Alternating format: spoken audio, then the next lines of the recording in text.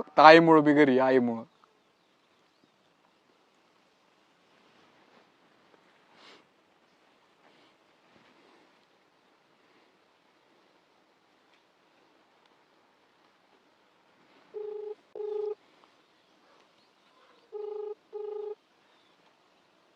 Hello हा hello. तात्या, मला तुम्हाला एक सांगायचंय.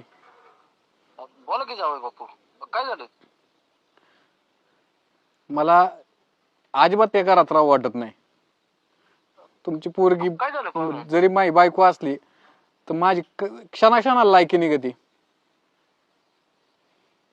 पैशात मोजी ती, काय? फक्त फक्त पैशात मोजी ती माझी.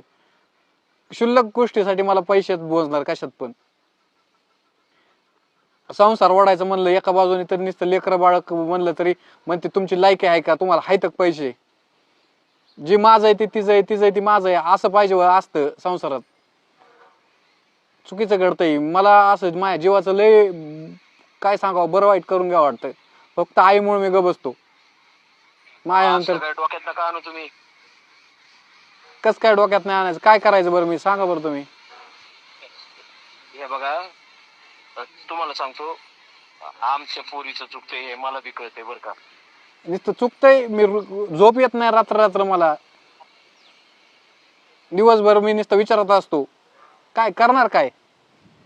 बरं तिथं गेलो ना, आईला बीपीचा त्रास आहे, जर अचानक माग बघायला कोण नाही, ती बी जॉबवर, घरी कोण नाही काय, आणि तिला काय झालं कोण आहे बघायला.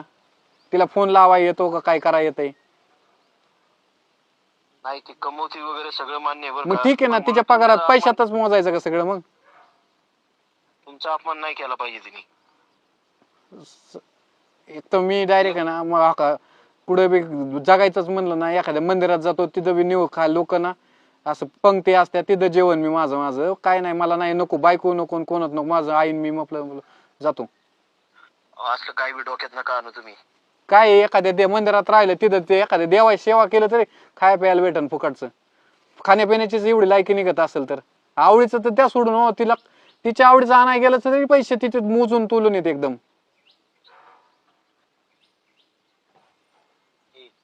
एक काम करतो, एक नाही, मी बाजारला आलेलो आहे, बाजारात पिशवी माझ्याकडं फक्त घरी फक्त आईच्या औषधाला पैसे नाहीत, ती सुद्धा मागितले तर ती सुद्धा म्हणले तुमची आई काय नाही होत, तिला काय मराय नाही लागली. बाजारात आहे का तुम्ही? हा